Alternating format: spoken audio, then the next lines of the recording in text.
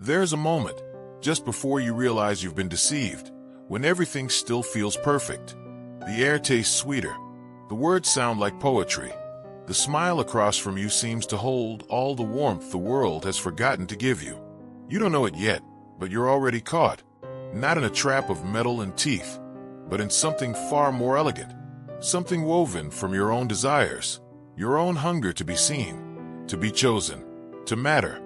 This is where our story begins.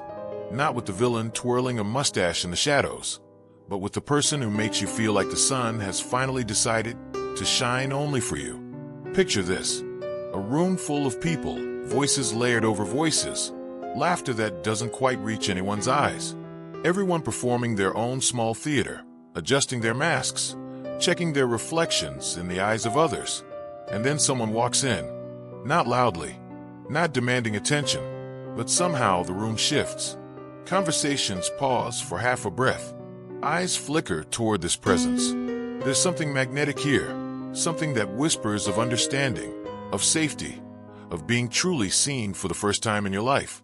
This is the manipulator's entrance, not with thunder, but with the softest touch of recognition. Before we continue, a warning: the knowledge that's about to be shared cannot be unlearned.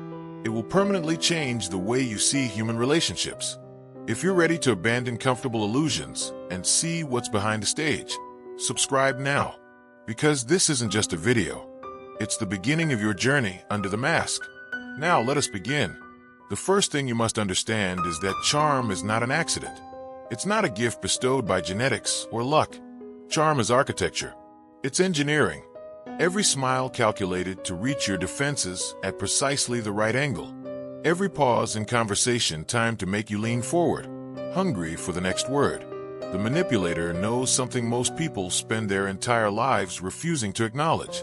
They know that every human being walks through the world carrying an invisible sign, a desperate message written in the language of need. I want to be special. I want to be understood. I want to matter. I want to be chosen. Most people pretend they don't see these signs. They engage in the polite fiction that we're all independent, self-sufficient, complete. But the manipulator sees through this performance immediately. They read your invisible sign like it's written in fire. And then, with the precision of a master craftsman, they become exactly what that sign is asking for. If you need a protector, they arrive with strength. If you need a confidant, they arrive with secrets. If you need to feel intelligent, they arrive with questions only you can answer. This is not kindness. This is not connection. This is mirroring, and it's the first tool in their arsenal. Think about the last time someone made you feel truly seen. Not just acknowledged, but understood at a level that felt almost supernatural. They laughed at the jokes no one else got. They noticed the details you thought were invisible. They seemed to feel what you felt before you even finished explaining it. That sensation, that rush of recognition, it floods your brain with chemicals that feel exactly like falling in love.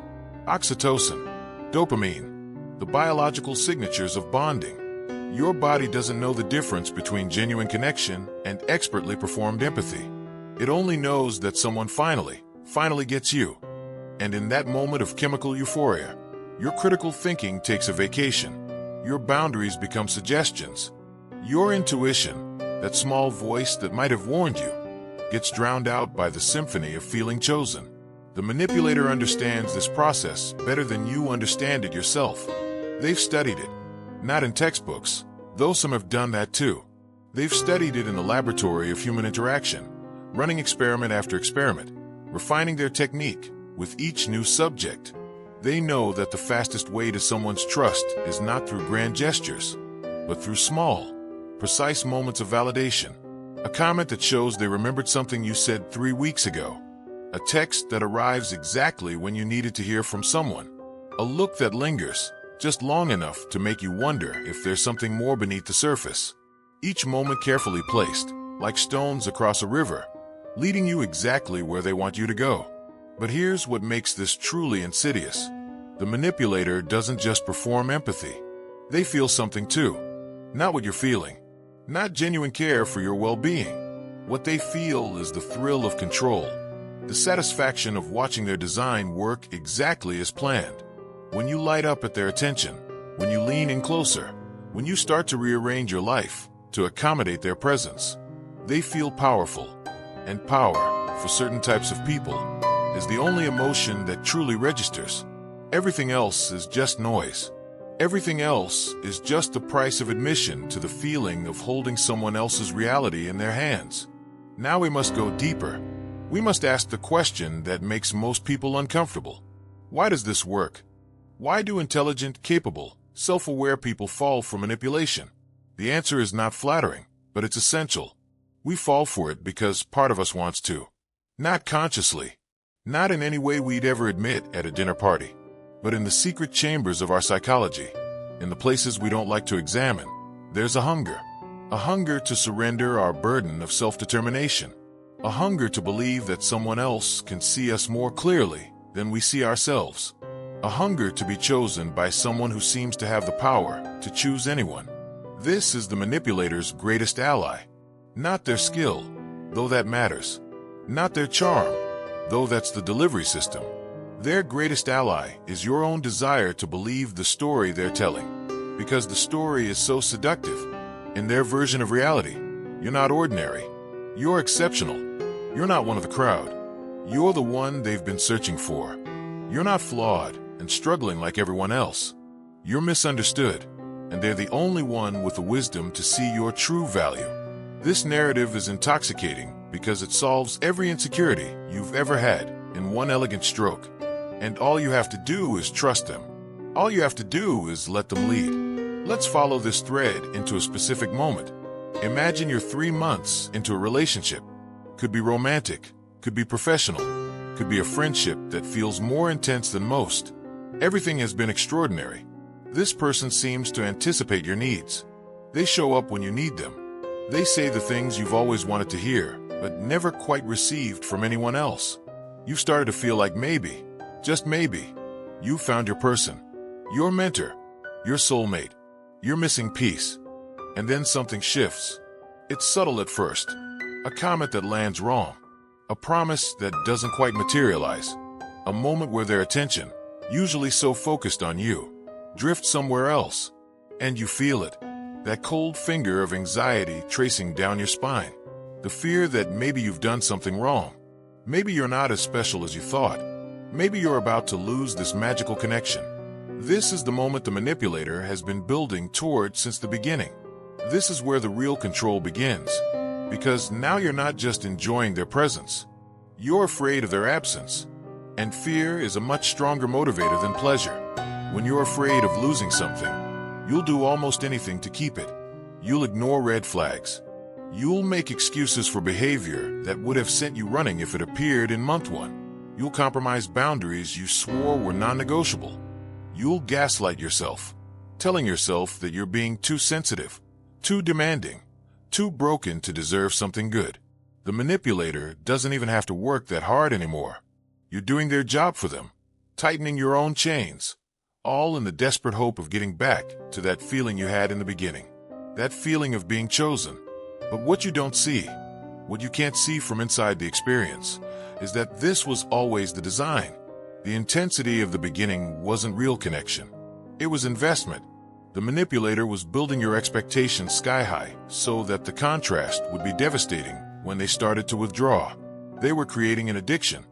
And like any addiction, the high of the beginning becomes the standard you'll chase forever, even as it becomes increasingly rare, increasingly conditional, increasingly dependent on your complete compliance with their unspoken rules.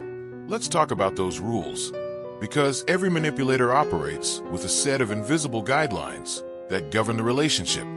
You're never told these rules explicitly. You have to learn them through trial and error, through the pain of transgression and the relief of obedience. Rule 1 is usually some variation of this. Their needs come first, always, but it's never stated that way. Instead, it's wrapped in language that makes it sound reasonable. I'm going through a difficult time right now. I need someone who can be strong for me. I've been hurt before, so I need to take things slow. I have a demanding career, so I need flexibility. Each statement sounds like vulnerability, like trust, like an invitation into their inner world. But what it actually is a framework for inequality. A system where your needs become secondary, negotiable, eventually invisible. Rule 2 is about reality. Their version of events is the correct version. If you remember something differently, you're mistaken. If you felt hurt by something they did, you're too sensitive. If you try to hold them accountable, you're attacking them. This is where gaslighting enters the picture. Not as a dramatic, obvious assault on your sanity, but as a steady erosion of your confidence in your own perception. It starts small. Did I really say that? I don't think so. You must be remembering wrong. Are you sure that's what happened? That doesn't sound like me. You're being paranoid. You're creating problems that don't exist. Over time, these small corrections accumulate. You start to doubt yourself reflexively. You start to check with them before trusting your own memory, your own feelings, your own interpretation of reality. And once they've become the arbiter of truth in your relationship, they can rewrite history however they need to. They can deny promises they made. They can reframe cruelty as care. They can make you apologize for their transgressions. Rule 3 is isolation. This one is particularly elegant because it often feels like intimacy. They want to spend all their time with you. They're not comfortable with your friends. They need you in ways no one else does. They create an us-against-the-world narrative that feels romantic, special, chosen. But what it actually does is cut you off from outside perspectives, from people who might notice the changes in you, from people who might ask uncomfortable questions, from people who might remind you of who you were before this relationship began to reshape you. The manipulator knows that their control is most effective in isolation. In the echo chamber of just the two of you, their version of reality becomes the only version. There's no one to offer a competing narrative. No one to reflect back to you that what's happening isn't normal, isn't healthy, isn't love. And here's the truly masterful part. The manipulator makes you feel like you chose this. Like you're the one who wanted to spend all your time together. Like you're the one who decided your friends didn't really understand you. Like you're the one who needs them so desperately. They've arranged the pieces so carefully that you can't see the architecture of your own cage. You just know that somehow your world has become very small, and they're at the center of it. And the thought of losing them feels like the thought of losing oxygen. Now we need to examine the manipulator themselves, because understanding the charm requires understanding the void it's covering. Behind the magnetic presence, behind the carefully calibrated empathy, behind the performance of connection, there's usually a profound emptiness. Not the kind of emptiness that comes from depression or grief. Those are human experiences, full of feeling even in their darkness. This is different.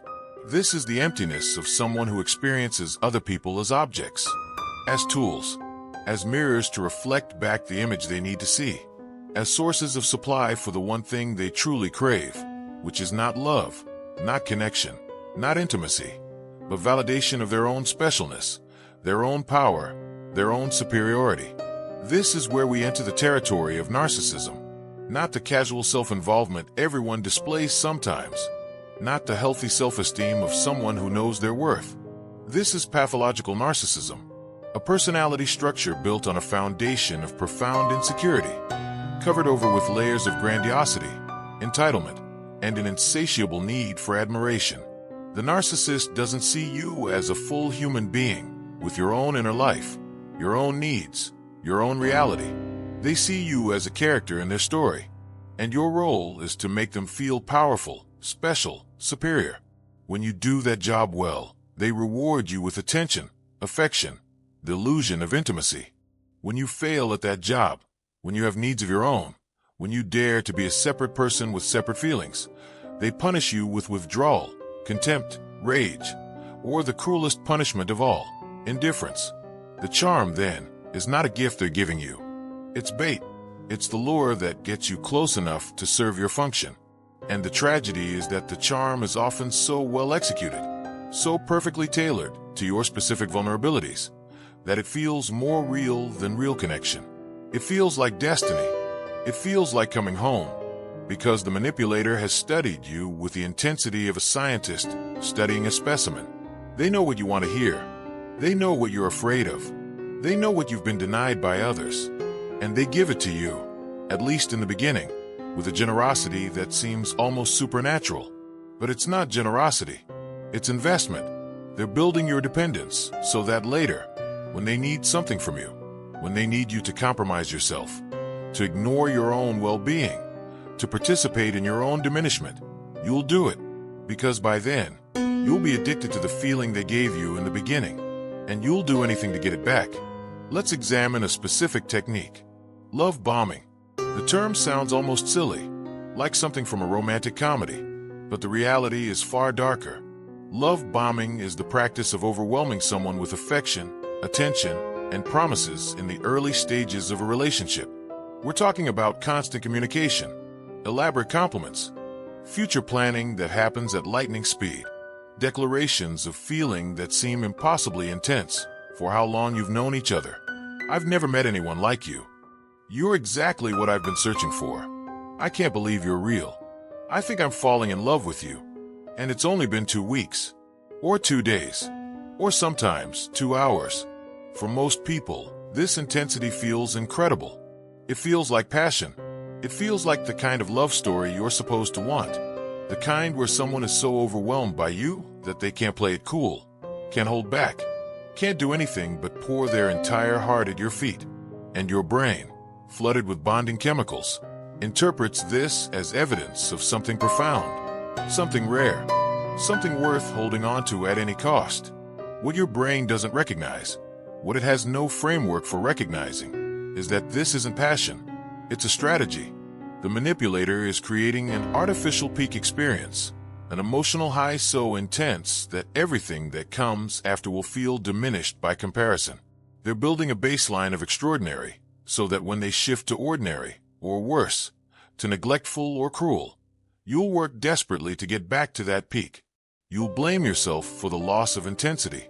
You'll try harder, give more, compromise further, all in the hope of returning to those early days when you felt so incredibly, impossibly loved. But here's the question no one wants to ask. How can someone love you after 2 days? How can someone know you're their soulmate after 2 weeks? How can someone be certain you're the one they've been waiting for when they barely know your last name? The answer is simple and devastating. They can't. They don't. What they love is not you. It's the idea of you. Or more accurately, it's the function you serve. Your new supply. You're a fresh source of attention, admiration, validation. You're a blank canvas they can project onto. You're a mirror that hasn't yet learned to reflect anything back except their own magnificence. And that feeling, that rush of having a new person to consume, to control, to shape into their perfect supporting character, that's what they're responding to with such intensity. Not you. Never you. Because they don't actually see you yet. They see what they need you to be. And this is where the mask becomes most visible, if you know how to look. Because the person who love bombs you isn't showing you their authentic self. They're showing you a performance. A character designed specifically for you. They've assessed what you need, what you respond to, what will make you lower your defenses, and they've become that. If you need someone gentle, they're gentle. If you need someone strong, they're strong. If you need someone wounded that you can save, they're wounded. If you need someone successful that you can admire, they're successful. The details shift based on the target, but the core remains the same. They're showing you a mirror, and you're falling in love with your own reflection, dressed up in their features. Now let's talk about the moment of realization, because it comes for almost everyone eventually. The moment when the mask slips, when the charm falters, when you see, just for a second, the cold calculation behind the warm smile. It might happen during an argument, when their face shifts into something you don't recognize, something hard and contemptuous, and utterly devoid of the affection you thought was permanent. It might happen when you overhear them talking about you to someone else, and the words they use are so different from the words they use to your face that you feel like you're hearing about a stranger. It might happen when you catch them in a lie, and instead of apologizing, they attack you for daring to question them. Or it might happen in a moment of quiet, when you're watching them interact with someone else, and you see them deploy the exact same techniques they used on you. The same intense eye contact, the same perfectly timed vulnerability, the same implication that this person, this new person, is special in a way no one else has ever been. That moment of recognition is vertigo. The ground disappears beneath you. Because if the person you thought you knew doesn't exist, then who have you been in love with? Who have you been rearranging your life for? Who have you been defending to your friends, sacrificing your boundaries for, losing yourself to please? The answer is no one. You've been in love with a performance. You've been in a relationship with a mask, and the person behind the mask doesn't love you. They might not be capable of love in any way you'd recognize.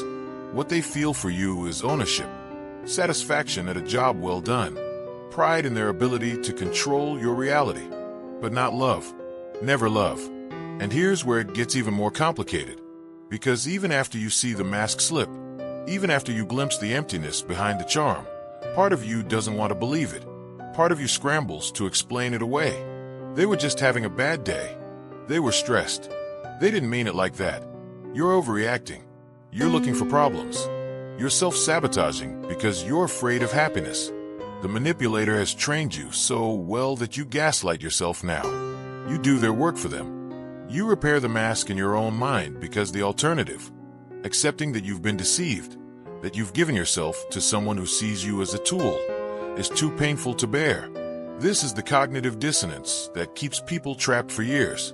The war between what you've seen and what you want to believe, between the evidence of manipulation and the memory of how good it felt in the beginning, between your intuition screaming danger and your heart begging for one more chance to make it work. The manipulator understands this war. They count on it, because as long as you're fighting with yourself, you're not fighting with them. As long as you're questioning your own perception, you're not questioning their behavior. As long as you're trying to be good enough to earn back their early affection, you're not recognizing that the early affection was never real in the first place. Let's examine the cycle more closely, because manipulation isn't a straight line. It's a loop, a pattern that repeats with predictable regularity once you know what to look for. First comes the idealization phase. This is the love bombing, the charm, the period where you can do no wrong and they can't get enough of you. This phase feels like magic. It feels like finally being seen. It feels like coming home. But it's not sustainable because it's not real. It's a performance, and performances require energy. Eventually, the manipulator gets tired, or bored, or they've secured your attachment enough that they don't need to work so hard anymore, or they've found new supply, someone else to idealize while you're safely hooked. Whatever the reason, the idealization phase ends, and the devaluation phase begins. Devaluation is subtle at first, a comment that stings, a promise forgotten, attention that used to be constant becoming sporadic, affection that used to be freely given now requiring you to earn it. You notice the shift, but you don't understand it. You think maybe you did something wrong. Maybe you're not as interesting as you were in the beginning. Maybe you need to try harder. So you do. You try harder. You give more. You compromise more. You shrink yourself to take up less space, to be less demanding, to be easier to love. And sometimes, this works temporarily. Sometimes your increased effort triggers a brief return to idealization. They're sweet again, attentive again. They tell you they're sorry. They've been stressed. They love you. They don't know what they'd do without you. And you feel relief flood through you like a drug. See, it was just a rough patch. Everything's fine now. We're back. But you're not back. You're in a new phase of the cycle. And the devaluation will return, often worse than before. Because now the manipulator knows something crucial. They know you'll accept less. They know you'll blame yourself. They know you'll work to fix things even when you're not the one who broke them. They know, in other words, that they can treat you worse and you'll stay. This is powerful information. It means they can drop the mask more often. They can be more overtly cruel, more dismissive, more contemptuous. They can prioritize their needs exclusively. They can violate your boundaries with impunity because you've already shown them that you'll tolerate it. You'll make excuses for it. You'll stay. The devaluation phase can last months or years. It's characterized by a constant state of walking on eggshells. You're always trying to gauge their mood, always trying to avoid triggering their anger or disappointment or withdrawal, always performing emotional labor to keep things stable, always sacrificing your own needs to accommodate theirs, always feeling like you're failing at something, though you can't quite articulate what. This is not love. This is not partnership. This is a hostage situation where the chains are made of your own hope that things will go back to how they were in the beginning. And then comes the discard phase. This is when the manipulator decides you're no longer useful. Maybe you've started to see through them too clearly. Maybe you've begun to set boundaries. Maybe they've found new supply that's shinier, more compliant, less damaged by their treatment. Maybe they're just bored. Whatever the reason, they're done. And the discard can be brutal. Sometimes it's sudden. They disappear without explanation. They block you everywhere. They act like you never existed. Sometimes it's gradual. They become increasingly distant, increasingly cruel, until you're the one who finally ends it, giving them the satisfaction of being able to say you were the one who left. Sometimes it's public. They smear your reputation. They tell everyone who'll listen that you were crazy, abusive, unstable. They rewrite the entire history of your relationship to cast themselves as the victim and you as the villain. The discard is devastating because it's the final proof that you never mattered. Not in the way you thought. Not in any real way. You were a role in their story, and now that role has been recast. Someone else is getting the love bombing now. Someone else is feeling chosen. Someone else is believing the mask is real. And you're left with the wreckage of yourself, trying to understand how something that felt so real could have been so false. But we need to go deeper still. We need to understand not just what manipulators do, but why it works so effectively. Why do intelligent, self-aware people fall into these patterns? The answer lies in the intersection of human psychology and social conditioning. From childhood, most of us are taught that love requires sacrifice, that relationships require compromise, that if something isn't working, we need to try harder, that giving up is failure, that loyalty means staying even when things are difficult. These lessons, taught with good intentions, create vulnerabilities that manipulators exploit with precision. Consider the concept of unconditional love. We're told it's the highest form of love, the kind parents should have for children, the kind we should strive for in our romantic relationships. Love that doesn't waver based on behavior. Love that persists through difficulty. Love that accepts flaws and mistakes and human imperfection. This is a beautiful ideal. But in the hands of a manipulator, it becomes a weapon. Because unconditional love, in their framework, means you should love them no matter how they treat you. You should stay no matter how much they hurt you. You should forgive no matter how many times they transgress. Your love should be unconditional. Theirs, of course, remains entirely conditional on your continued usefulness. Or consider the cultural narrative around fixing people. The idea that love can heal. That the right person can save someone from their demons. That patience and understanding and unwavering support can transform a wounded soul into a healthy partner. This narrative is everywhere. In movies, in songs, in the stories we tell about relationships. And it's not entirely false. People can grow. Relationships can be healing. But the manipulator uses this narrative to keep you engaged long past the point where you should have left. They frame their cruelty as woundedness, their manipulation as trauma response, their refusal to change as evidence that you haven't loved them well enough yet. If you just stay a little longer, try a little harder, love a little more unconditionally, then they'll finally heal. Then they'll finally become the person they were in the beginning. Then your sacrifice will be rewarded. But that day never comes, because they're not wounded in the way you think. They're not waiting to be healed. They're using your compassion as a tool to maintain control. There's also the sunk cost fallacy, the psychological principle that makes us reluctant to abandon something we've invested heavily in, even when continuing is clearly harmful. You've given this person months or years of your life. You've sacrificed other relationships, opportunities, parts of yourself. You've defended them to people who expressed concern. You've built your identity around being their partner, their supporter, their chosen one. Walking away means admitting all of that was wasted. It means facing the people you pushed away and admitting they were right. It means reconstructing your sense of self from scratch. The manipulator doesn't have to explicitly invoke the sunk cost fallacy. It operates automatically, keeping you trapped by the weight of your own investment. And then there's trauma bonding. This is perhaps the most insidious mechanism of all. Trauma bonding occurs when you form an attachment to someone who alternates between abuse and positive reinforcement. The cycle of idealization and devaluation we discussed earlier creates the perfect conditions for trauma bonding. When someone hurts you and then comforts you, when they create the wound and then offer the bandage, your brain forms an intensely powerful attachment. It's the same mechanism that keeps hostages loyal to captors. That keeps abuse victims returning to abusers. That keeps cult members devoted to leaders who exploit them. The intermittent reinforcement, the unpredictability of when you will receive kindness versus cruelty, creates an addiction stronger than consistent positive treatment ever could. The manipulator may not consciously understand the neuroscience of trauma bonding, but they understand its effects.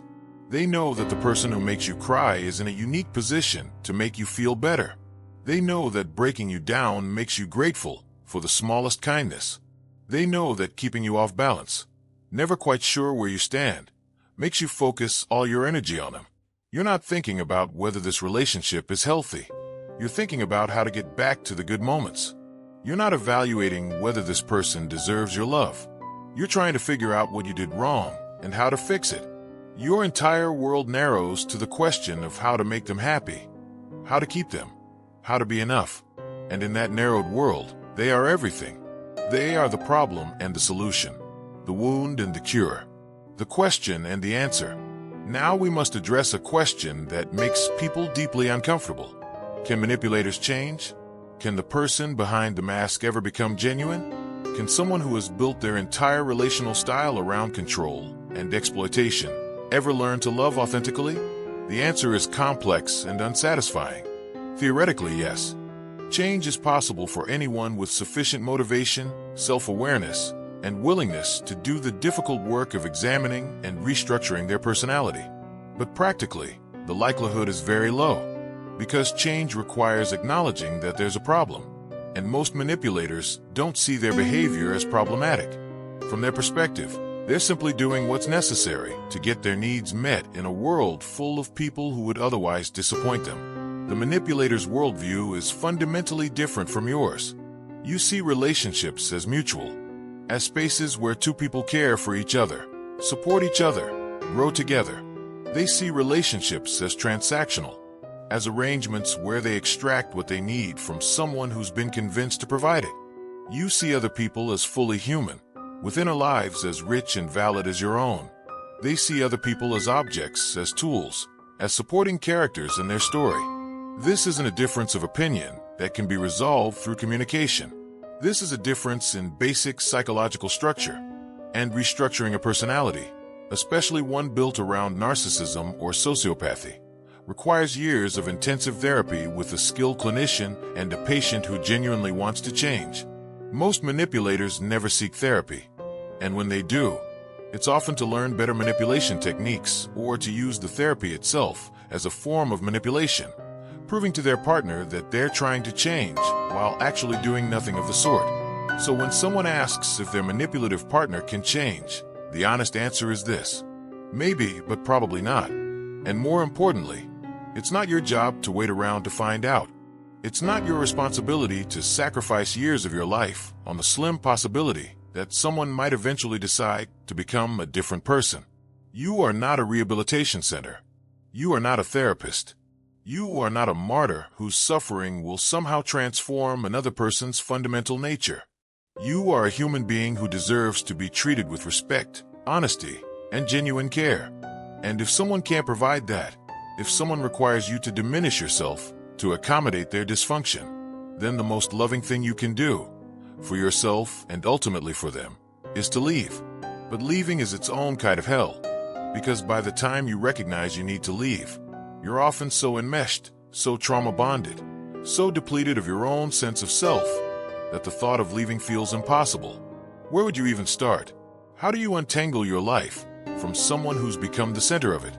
How do you trust your own judgment when they've spent months or years teaching you not to? How do you explain to people what happened when you barely understand it yourself? How do you face the shame of having been deceived, of having ignored red flags, of having stayed far longer than you should have? These questions keep people trapped for years beyond the point where they first recognize the manipulation. The manipulator knows this. They count on it. They've made themselves indispensable. They've isolated you from support systems. They've eroded your confidence. They've created a reality where leaving feels more dangerous than staying. And if you do try to leave, they have a whole arsenal of techniques to pull you back. They might hoover, suddenly becoming the person they were in the beginning, showering you with the attention and affection you've been starving for. They might make promises to change, to get therapy, to be better. They might cry, revealing vulnerability you've never seen before, making you feel cruel for abandoning them in their moment of need. They might threaten, making it clear that leaving will have consequences, that they'll make your life difficult, that they'll turn people against you. They might use your own compassion against you, reminding you of their trauma, their difficult childhood, their mental health struggles, making you feel like leaving is a betrayal of someone who needs you. All of these techniques work because they're designed to trigger your deepest fears and highest values. Your fear of being alone, your fear of being the bad guy, your value of loyalty, your value of compassion, your desire to be the kind of person who doesn't give up on people.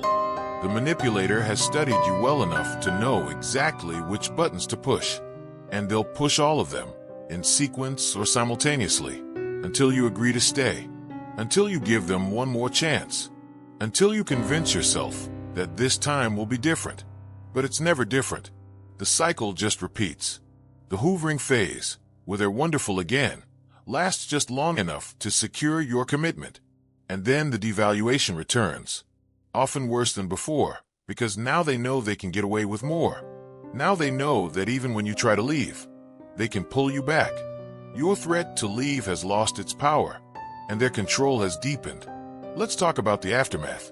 Because even if you do manage to leave, even if you go no contact and block them everywhere and start rebuilding your life, the damage doesn't disappear overnight. Manipulation leaves scars that are invisible but profound. You might find yourself unable to trust your own judgment. Every decision feels fraught with the possibility of being wrong, of being deceived again. You might find yourself unable to trust other people. Everyone seems like they might be wearing a mask. Every kindness seems like it might be manipulation. Every connection seems like it might be a trap. You might find yourself unable to trust your own feelings. Are you really attracted to this person, or are you just responding to familiar patterns? Is this person genuinely kind, or are they love-bombing you? Is this a red flag, or are you being paranoid? This hypervigilance is exhausting. It's a form of PTSD, though it's rarely recognized as such. You're constantly scanning for danger, constantly analyzing interactions for hidden meanings, constantly waiting for the other shoe to drop. And this state of perpetual alertness makes it nearly impossible to relax into genuine connection. Because genuine connection requires vulnerability. It requires letting your guard down. It requires trusting that the person across from you sees you as fully human and wants good things for you. And after being manipulated, that kind of trust feels impossibly naive. It feels like setting yourself up to be hurt again. There's also the grief of losing someone who never really existed. Because you didn't just lose the manipulator. You lost the person you thought they were. The person they pretended to be in the beginning. The person who made you feel seen and chosen and special. That person was never real, but your feelings for them were. Your love was real. Your hope was real. Your vision of the future you could have built together was real. And now all of that is gone, revealed as fiction. And you have to grieve it while simultaneously being angry at yourself for grieving something that was never real in the first place. It's a complicated, contradictory grief that most people don't understand. They tell you to just be glad you got out, to focus on the future, to stop dwelling on someone who treated you badly. But it's not that simple. You're not just grieving the loss of a person. You're grieving the loss of your own innocence, your ability to trust, your belief that people are fundamentally good, your faith that love is real and attainable. And then there's the identity crisis. Because when you've spent months or years molding yourself to fit someone else's needs, when you've suppressed your own desires and opinions and boundaries to keep the peace, when you've made yourself smaller and quieter and more accommodating, you lose touch with who you actually are. The manipulator has been telling you who you are. Difficult, too sensitive, too demanding, not enough, too much, wrong. And even after you leave, those voices remain. You hear them in your own head, criticizing your choices, questioning your worth, telling you that you're the problem. Reclaiming your sense of self after manipulation is not a quick process. It's archaeology. It's excavating through layers of someone else's narrative to find the person you were before, or more accurately, to discover the person you're becoming now. But here's what's important to understand. Healing is possible. It's not easy. It's not quick, but it's possible. The first step is usually education. Learning about manipulation tactics, about narcissism, about trauma bonding. Not to diagnose your ex, though that might happen as a side effect, but to understand what happened to you. To put language to experiences that felt confusing and contradictory. To recognize that you're not crazy. You're not too sensitive. You're not the problem. You were targeted by someone who saw your strengths, your capacity for love and loyalty and hope, and exploited them. That's not a reflection of your weakness. It's a reflection of their pathology. The second step is usually connection. Finding people who understand. Support groups for survivors of narcissistic abuse. Therapists who specialize in trauma. Friends who believe you and validate your experience. Online communities where people share their stories and you realize you're not alone. This connection is crucial because manipulation thrives in isolation. The manipulator isolated you to maintain control. Reconnecting with others breaks that control, even after the relationship has ended. It reminds you that there are people who see you as fully human, who don't require you to perform or shrink or sacrifice yourself, who like you for who you actually are, not for the function you serve. The third step is usually boundary work, learning to recognize your own limits, learning to say no without guilt, learning to prioritize your own needs without feeling selfish, learning to walk away from people and situations that don't serve you. This is difficult after manipulation because the manipulator taught you that boundaries are negotiable, that your needs are secondary. That saying no makes you a bad person. Unlearning those lessons takes practice. It takes saying no to small things and surviving the discomfort. It takes prioritizing yourself in small ways and realizing the world doesn't end. It takes gradually rebuilding your sense that you have the right to take up space, to have preferences, to be treated well. The fourth step is usually self-compassion.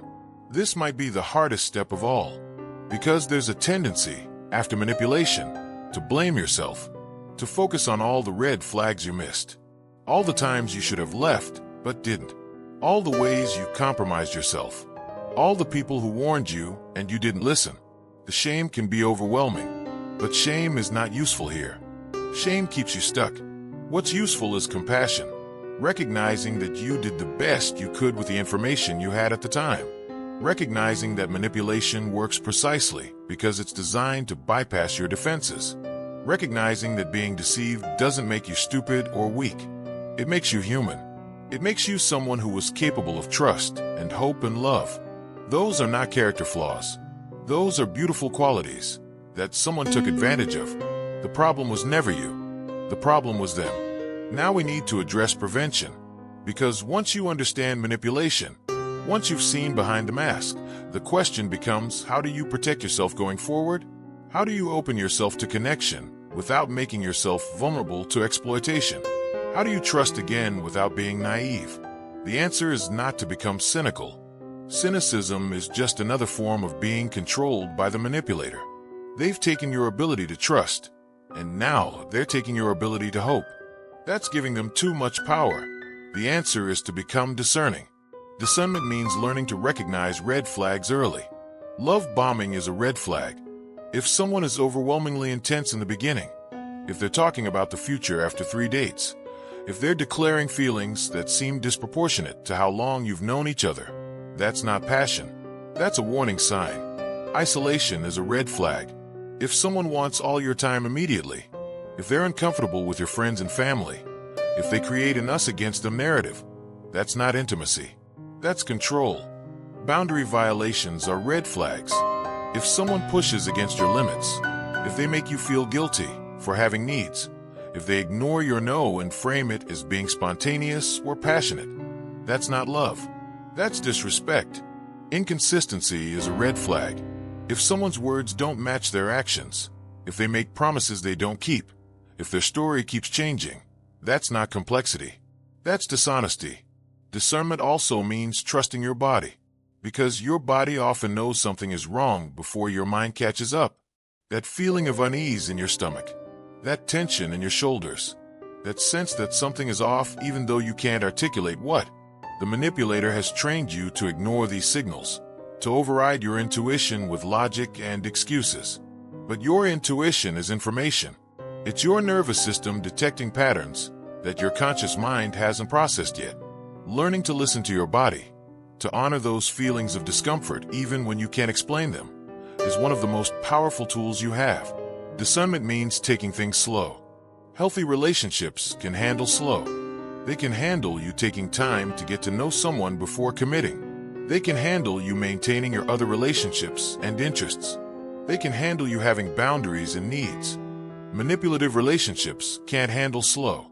The manipulator needs to secure your attachment quickly, before you have time to see through them. So they push for rapid escalation. They frame your desire to take things slow as a lack of feeling, a lack of trust, a sign that you're not really interested. They make you feel like you're the problem for wanting to be cautious. But caution is not a problem. Caution is wisdom. Anyone who punishes you for being careful is showing you exactly why you should be careful. Discernment means maintaining your support system. Don't isolate yourself for anyone. Don't cut off friends who express concern. Don't stop doing the things that matter to you. Don't make someone the center of your world before they've proven they deserve that position. And proven it not through words or grand gestures, but through consistent, respectful, honest behavior over time. The manipulator will pressure you to prioritize them above everything else. They'll frame it as love, as commitment, as proof that you're serious about the relationship. But it's not. It's a test of how much control they can exert. And the answer should be none. You should be able to love someone while maintaining your own life. If you can't, that's not love. That's consumption. Discernment means watching how someone treats other people. The manipulator is charming to you in the beginning, but how do they treat the server at the restaurant? How do they talk about their ex? How do they handle conflict with friends or family? How do they respond when someone can't give them what they want? These interactions reveal character in ways that their treatment of you, in the honeymoon phase, cannot, because they're invested in charming you. They're not invested in charming the server. So the server gets to see something closer to their authentic self.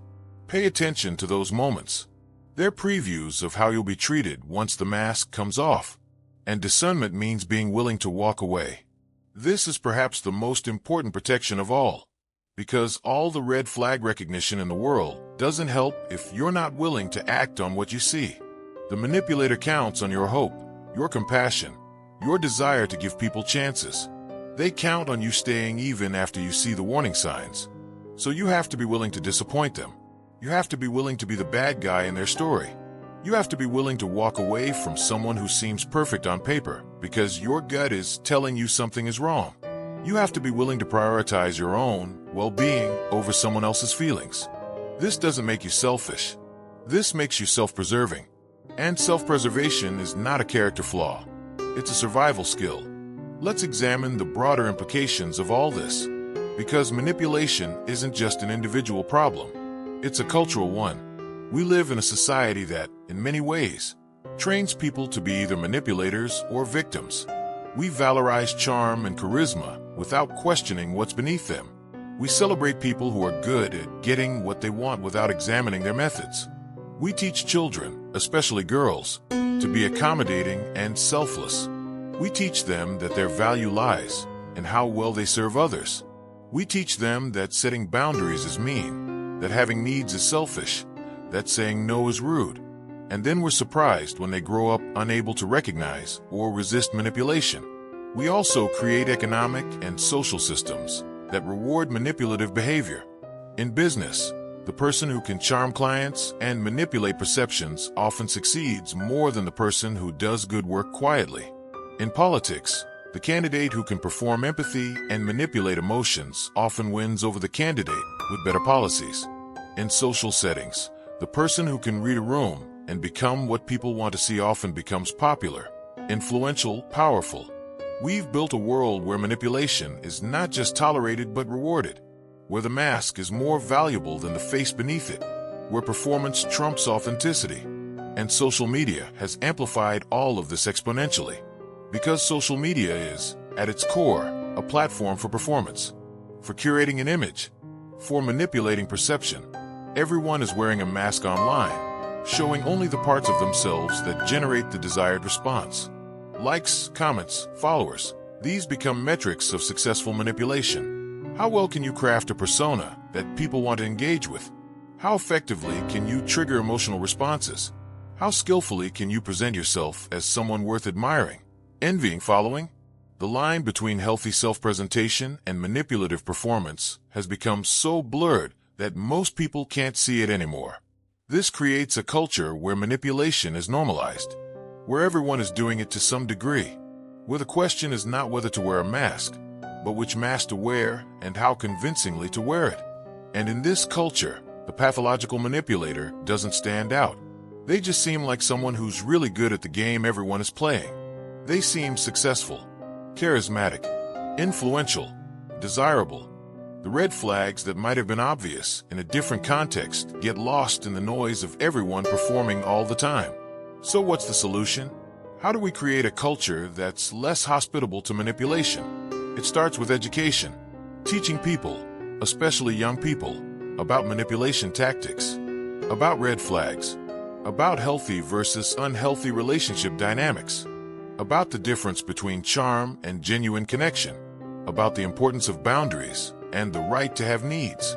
This education needs to happen early, before people have been manipulated, so they have the tools to recognize it when it happens.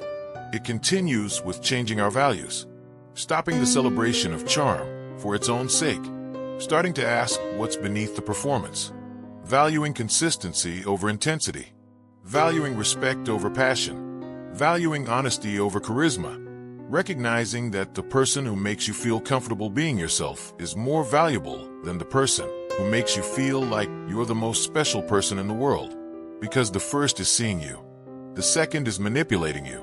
It requires creating support systems for survivors, believing people when they describe manipulation, not asking what they did to deserve it or why they stayed so long, not minimizing their experience because the manipulator seems so nice or because there are no physical scars, understanding that psychological abuse is real abuse, that manipulation is real harm, that recovering from it is a real process that requires time and support and validation, and it requires holding manipulators accountable, not letting charm be a shield against consequences, not accepting I didn't mean it or I was just joking or you're too sensitive as explanations for harmful behavior, not giving people endless chances to change when they've shown no evidence of actually changing, not prioritizing the manipulator's feelings over the victim's safety.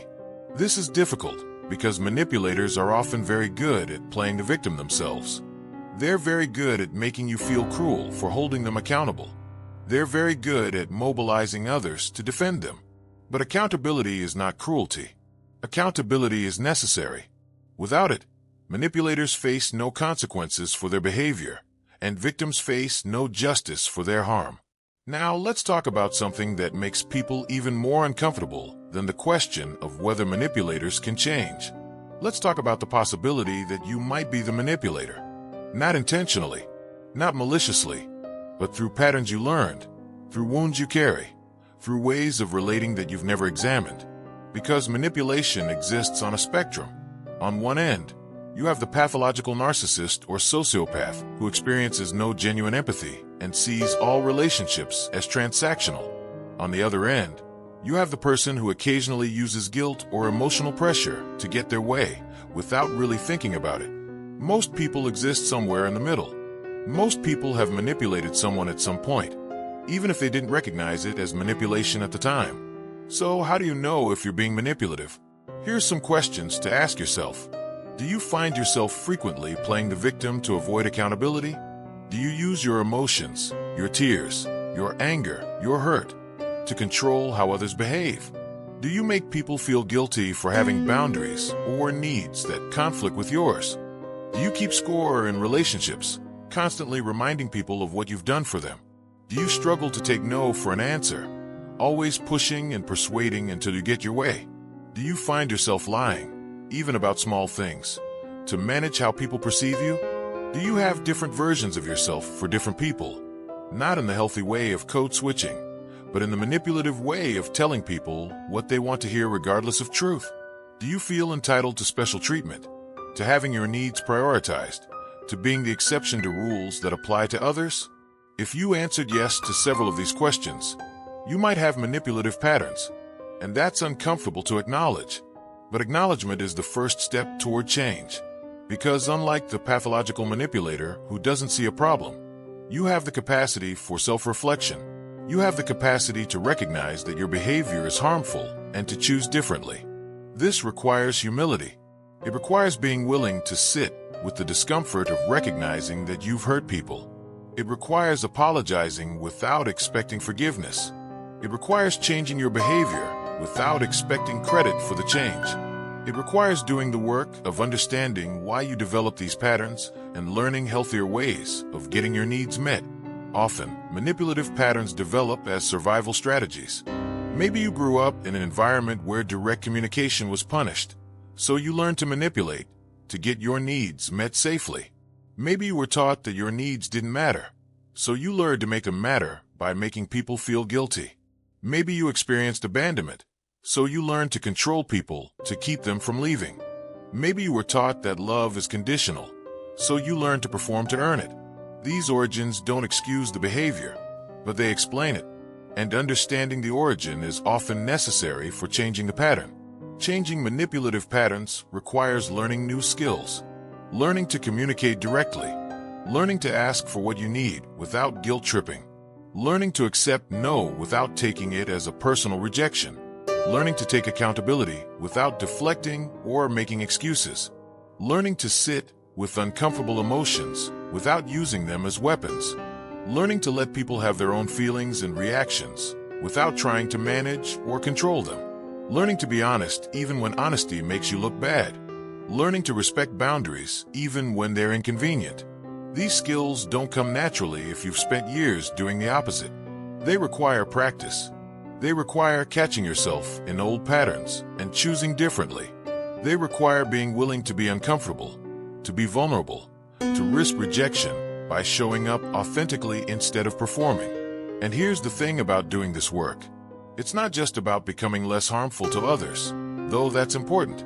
It's about becoming more free yourself, because manipulation is exhausting. Keeping track of different versions of yourself, managing everyone's perceptions, constantly performing, never being able to relax into authenticity because you're always calculating the effect you're having. Living this way is a prison. It's a prison you've built yourself, but it's a prison nonetheless. Learning to show up authentically, to be honest, to let people see you as you actually are, is terrifying, but it's also liberating, because you stop having to work so hard. You stop having to remember which lies you told to which people. You stop having to perform. You get to just be. And the people who stay, who like you for who you actually are, those relationships are deeper and more satisfying than any relationship built on manipulation could ever be. Let's return to the victim's perspective for a moment, because there's another layer we need to explore. The question of why some people seem to attract manipulators repeatedly. Why someone might leave one manipulative relationship only to find themselves in another one 6 months later. This pattern is often misunderstood as evidence that the person likes being manipulated, that they're choosing it somehow. But that's not what's happening. What's happening is that manipulation leaves you with specific vulnerabilities that other manipulators can detect and exploit. First, there's the erosion of boundaries. If you've been in a manipulative relationship, you've been trained to ignore your own limits, to override your own discomfort, to prioritize someone else's needs above your own. These patterns don't disappear the moment you leave. They persist. And the next manipulator who comes along can sense this. They can sense that you're someone who can be pushed, someone who will give more than they should, someone who will stay longer than they should, someone who will accept less than they deserve. So they target you, not because you're weak, but because you've been weakened, because someone else has already done the work of breaking down your defenses. Second, there's the trauma bond template. Once you've experienced the intensity of a trauma bond, once you've felt that addictive cycle of pain and relief, your brain starts to associate that pattern with love. Healthy relationships, with their stability and consistency and lack of drama, can feel boring by comparison. They can feel like something is missing. What's missing is the intensity. What's missing is the constant activation of your nervous system.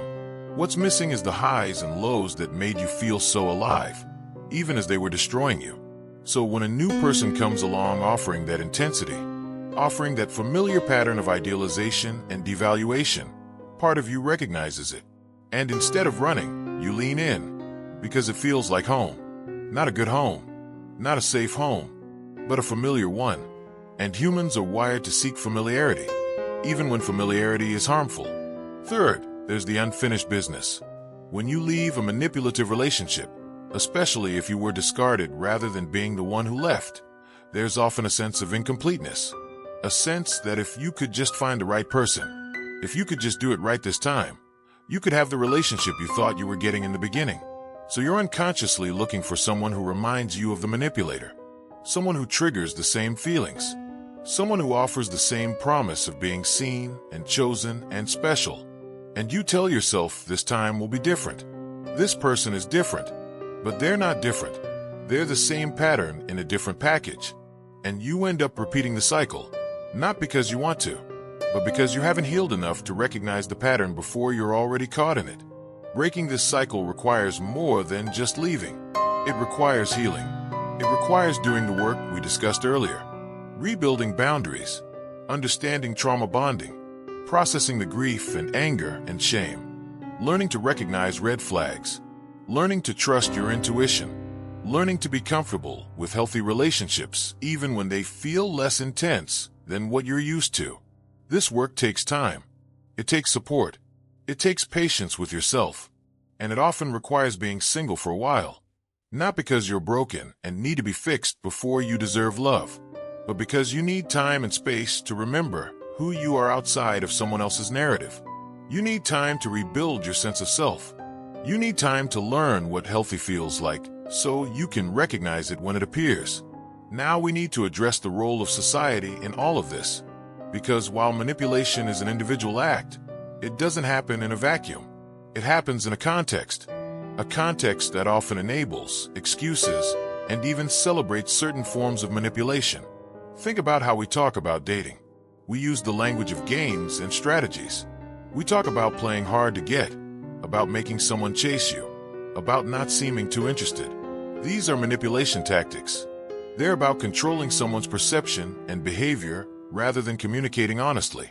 But they're so normalized that most people don't even recognize them as manipulation. Think about how we talk about success.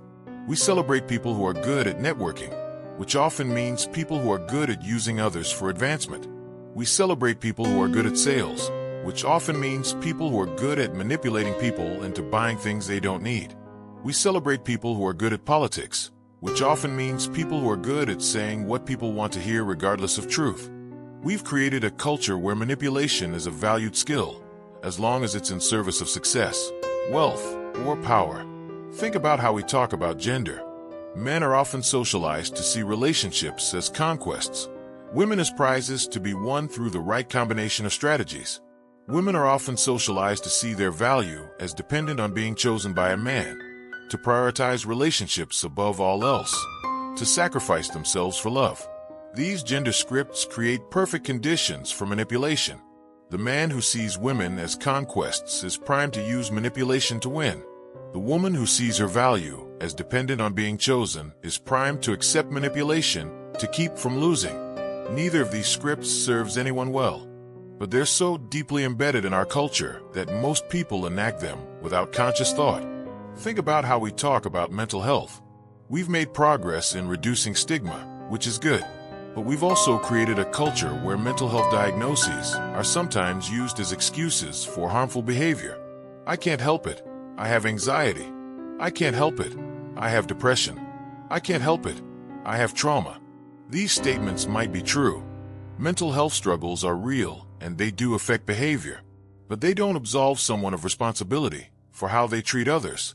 They don't mean other people have to accept harmful behavior. They don't mean boundaries are cruel.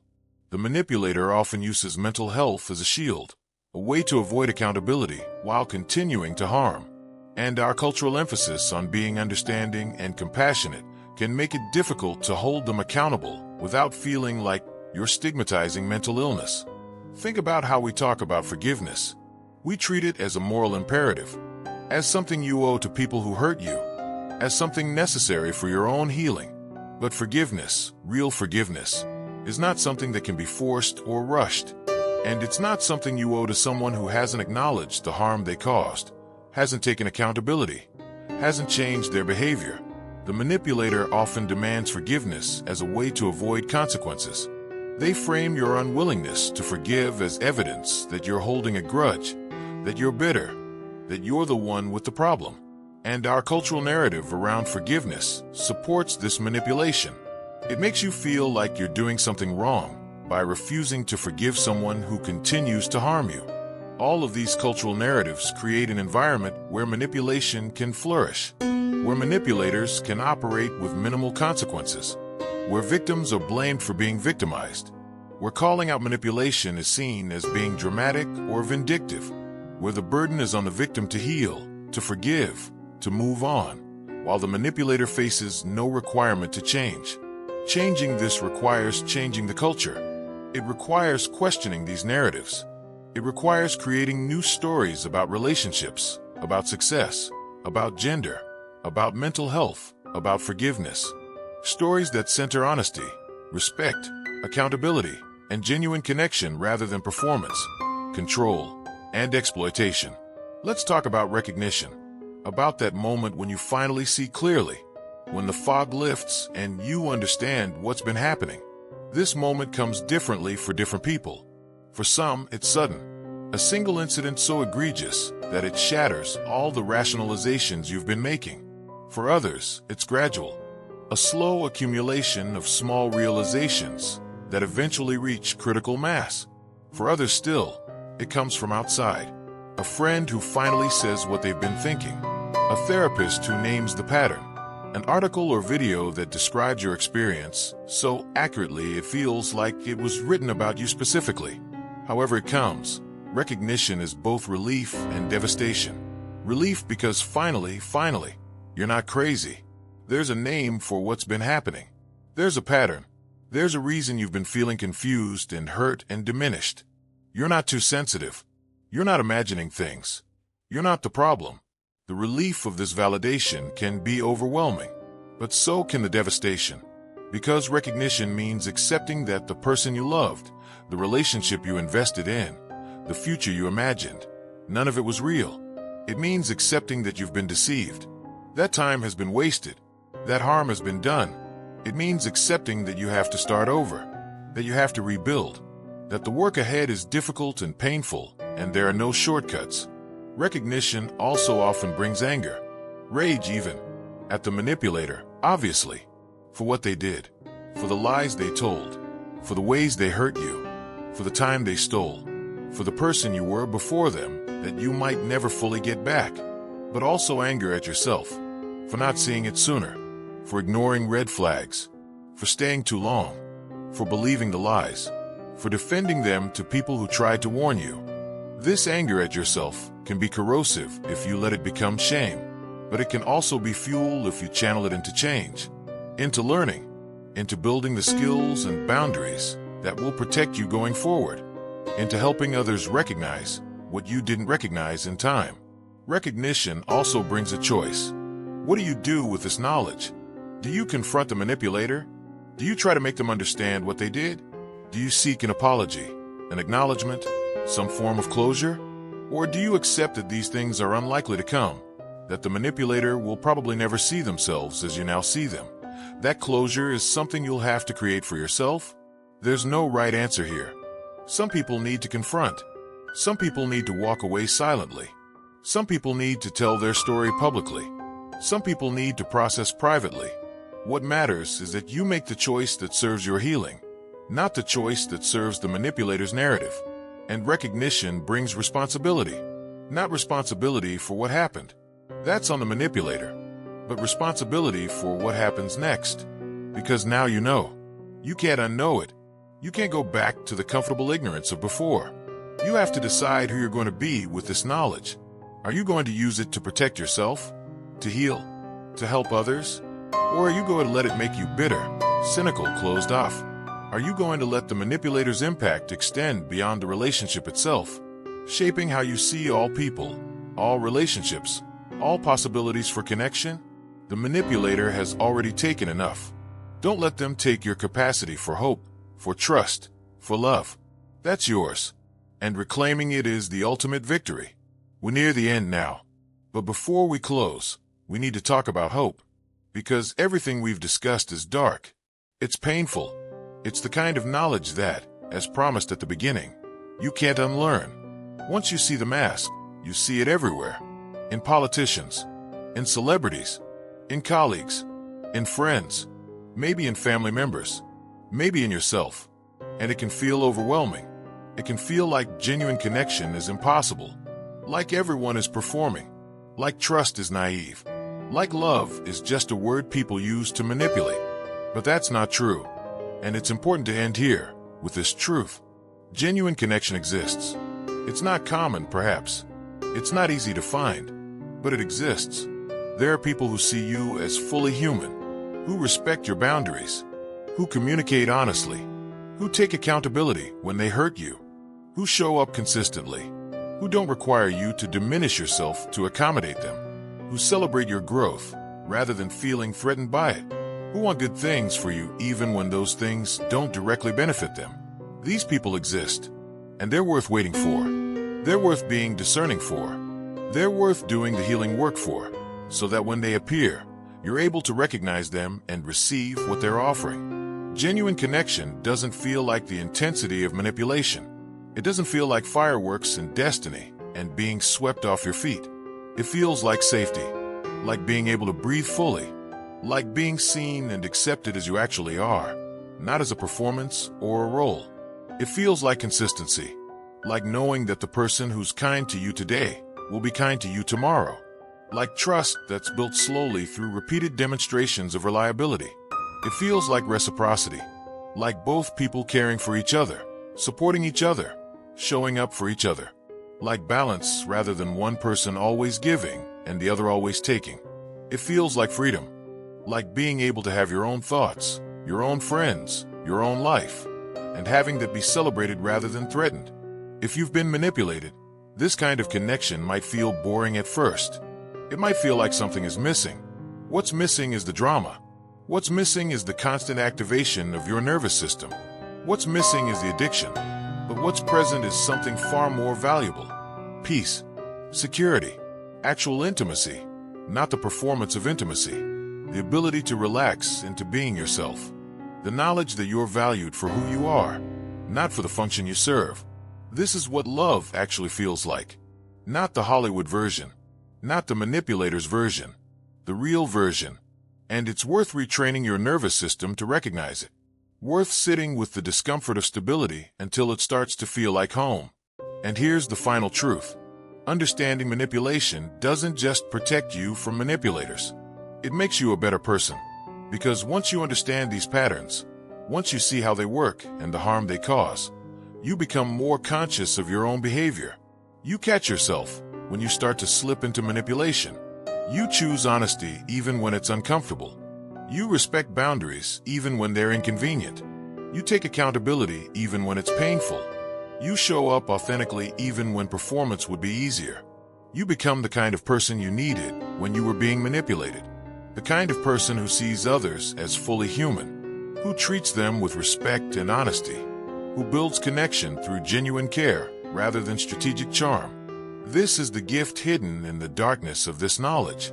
It's not just about recognizing manipulation in others. It's about becoming someone who doesn't manipulate, someone who values authenticity over performance, someone who builds relationships on foundation of mutual respect rather than control, someone who contributes to a culture of genuine connection rather than exploitation. The manipulator took something from you, but in the process of healing, in the process of understanding, in the process of choosing differently, you become something more than you were before. Not because trauma makes you stronger, That's a lie people tell to make suffering meaningful. But because the work you do to heal from trauma, the consciousness you develop, the skills you build, the boundaries you establish, the authenticity you claim, these things make you more fully yourself, more fully human, more fully alive. So where does this leave us? Standing at the intersection of knowledge and choice. You know now how manipulation works. You know the techniques. You know the patterns. You know the red flags. You know the damage it causes. You know the healing it requires. You know the cultural forces that enable it. You know the personal vulnerabilities that make you susceptible to it. You know all of this, and you can't unknow it. The comfortable ignorance of before is gone forever, but in its place is something more valuable. Discernment, the ability to see clearly, the ability to protect yourself, the ability to choose consciously rather than stumbling blindly into relationships that will harm you. You also know that you're not alone. That manipulation is not a rare occurrence that only happens to certain types of people. It's a common pattern that can happen to anyone, that has happened to many people, that the shame you might feel is undeserved, that the confusion you experienced was by design, that the difficulty of leaving was engineered, that the struggle to heal is real and valid, that other people understand because they've been there too. This knowledge, this community of survivors and observers and people committed to seeing clearly. This is your resource, your reminder that you're not crazy, your validation that what happened was real and harmful, your hope that healing is possible because others have done it. You know that the work ahead is not easy, that healing takes time, that there will be setbacks, that you'll have moments of doubt where you question everything you've learned, that you'll have moments of loneliness where you wonder if being discerning means being alone forever, that you'll have moments of grief for the innocence you've lost, for the person you were before you learned to see masks. But you also know that the work is worth it, that on the other side of healing is a version of yourself that's stronger, wiser, more authentic, that's capable of genuine connection because you're no longer willing to accept imitation, that's able to love more deeply because you understand what love actually is and isn't. That's free in ways you couldn't be when you were caught in manipulation's web.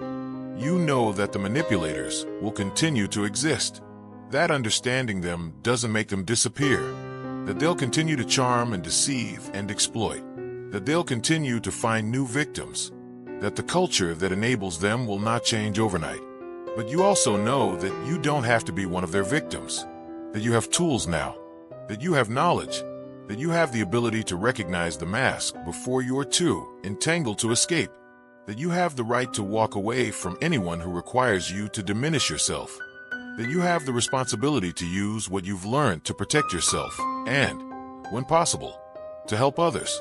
And you know, perhaps most importantly, that seeing the mask doesn't mean everyone is wearing one, that cynicism is not wisdom, that closing yourself off is not protection, that the goal is not to stop trusting entirely, but to trust wisely, to trust people who have earned it through consistent, respectful, honest behavior over time, to trust yourself, your intuition, your right to have boundaries and needs, to trust that genuine connection is possible and worth pursuing, to trust that you deserve to be treated well, to be seen as fully human, to be loved authentically rather than strategically. This is the journey, from ignorance to recognition, from recognition to understanding, from understanding to healing, from healing to wisdom, from wisdom to discernment, from discernment to authentic connection. It's not a linear path. You'll circle back. You'll stumble. You'll have moments where you feel like you've learned nothing, where you're right back where you started. But you're not, because you can't unknow what you know. You can't unsee what you've seen. The mask has been revealed.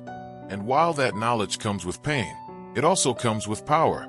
The power to choose differently, the power to protect yourself, the power to build a life based on authenticity rather than performance, the power to contribute to a world where manipulation is recognized and resisted rather than celebrated and rewarded. And so, the curtain falls on this act, but the show continues inside each of us, in the silence of our thoughts.